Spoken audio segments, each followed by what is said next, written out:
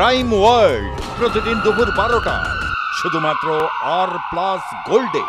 নজর রাখবো হাজরার দিকে। হাজরায় বিক্ষোভ আপার প্রাইমারির চাকরি প্রার্থীদের। ইন্টারভিউ বঞ্চিত চাকরি প্রার্থীদের বিক্ষোভ একেবারে ধুন্ধুমার পরিস্থিতি। আন্দোলনকারীদের চ্যাংদোলা করে তোলা হলো, বিক্ষোভকারীদের প্রিজন ভ্যানে তোলা হলো পুলিশ এবং বিক্ষোভকারীদের একেবারে বচসা এবং তারপরে হাতাহাতি। একেবারে ধুন্ধুমার পরিস্থিতি। আপনারা দেখতে পাচ্ছেন যে কিভাবে তাদেরকে চ্যাংদোলা করে পুলিশ প্রিজন ভ্যানে তুলছে, সেই ছবিও আমরা আপনাদেরকে দেখাবো। ইন্টারভিউ বঞ্চিত চাকরি প্রার্থীদের বিক্ষোভ হাজরা মোড়ে আপনারা দেখতে পাচ্ছেন। পুলিশের সঙ্গে ধস্তাধস্তি, তাদেরকে টেনে হিচড়ে প্রিজন ভ্যানে তোলা হচ্ছে। শান্তিকা বন্দ্যোপাধ্যায় রয়েছে আমাদের প্রতিনিধি।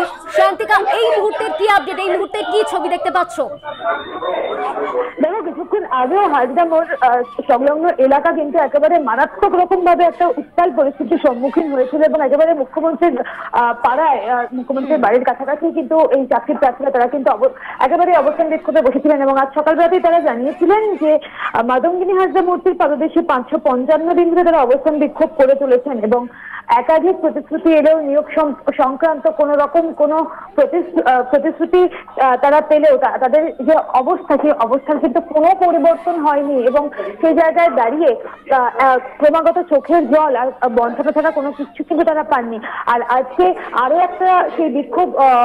একটা সেই অবস্থান বিক্ষোভ দেখলো শহর কলকাতা এবং এখানেও কিন্তু এর আগেও আমরা দেখেছি যে যারা চাকরি প্রার্থী, যারা রাজপথে নেমে আন্দোলন করছেন নিজেদের ন্যায্য চাকরির দাবিতে, সেই আন্দোলন করার সময় পুলিশ একাধিকবার এর আগেও যেরকম ভাবে তাদেরকে টেনে হিচড়ে প্রিজন ভ্যানে তুলেছিল, আজকেও কিন্তু তার অন্যথা হলো না। আজকেও কিন্তু সেই একই ছবি ধরা পড়লো এবং ইতিমধ্যেই আন্দোলনকারী চাকরি প্রার্থীদের একেবারে চ্যাংদোলা করে কিন্তু গাড়িতে তুলে ফেলেছে পুলিশ এবং তারা যখন সকালবেলাতে অবস্থান বিক্ষোভ করছিলেন তার কিছুক্ষণের মধ্যেই পুলিশের সঙ্গে তাদের একটা বাকযুদ্ধ শুরু হয়ে যায়। পুলিশের সঙ্গে বাদানুবাদে জড়িয়ে পড়েন তারা এবং ক্রমাগত তাদের পক্ষ থেকে যে বক্তব্য, তাদের যে স্লোগান সেটা তারা দিচ্ছিলেন, সেই জায়গায় দাঁড়িয়ে পুলিশ কিন্তু এসে পরিস্থিতি নিয়ন্ত্রণ করার চেষ্টা যখন করছিল বা পুলিশ যখন তাদেরকে থামানোর চেষ্টা করছিল, দেখা যায় যে অনেকে কিন্তু একেবারে মুখ্যমন্ত্রী মমতা বন্দ্যোপাধ্যায়ের যে বাড়ি, সেই বাড়ির দিকে তারা দৌড়তে শুরু করে এবং তারপরে পরিস্থিতি কিন্তু আরো উত্তপ্ত হয়ে পড়ে এবং পুলিশ কিন্তু সঙ্গে সঙ্গে এই সমস্ত চাকরি প্রার্থীদের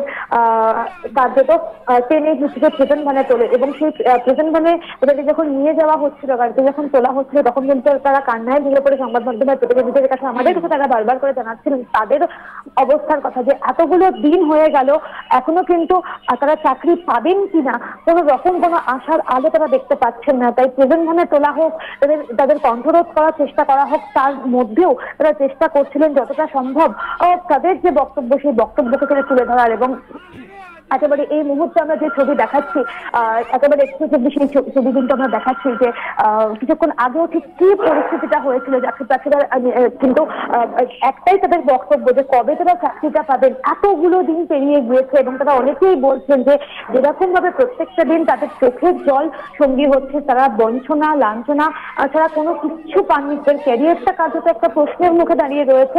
সেই জায়গায় দাঁড়িয়ে কবে তারা চাকরি পাবেন, এই বক্তব্যটাই তারা কিন্তু রাখছিলেন এবং সেই সময় পুলিশের সঙ্গে যে হাতাহাতি হলো, পুলিশের সঙ্গে তারা যেরকম ভাবে খণ্ডযুদ্ধে জড়িয়ে পড়লেন এবং তার ফলশ্রুতি হিসেবে কার্যত একেবারে পুলিশ এদেরকে টেনে হিসেবে প্রিজন ভ্যানে তোলেন এবং সেই প্রিজন ভ্যানে তোলার সময় তুমি দেখতে পাচ্ছ যে ছবি আমরা দেখাচ্ছি নিশা, তখনও কিন্তু তারা তাদের মানে যে বক্তব্য, সেই বক্তব্য কিন্তু তারা পেশ করছিলেন। কোনো রকম ভাবে তাদেরকে থামানো যাচ্ছিল না, কিন্তু অবশেষে সকলকে তুলে নিয়ে পুলিশ কিন্তু চলে যায় এবং এই মুহূর্তে কিন্তু পরিস্থিতি নিয়ন্ত্রণে এসছে, এলাকাটা শান্ত হয়েছে, এমনটাই কিন্তু শেষ পাওয়া খবর। নিশা, বেশ, ধন্যবাদ শান্তিকা। চলো চলো চলো।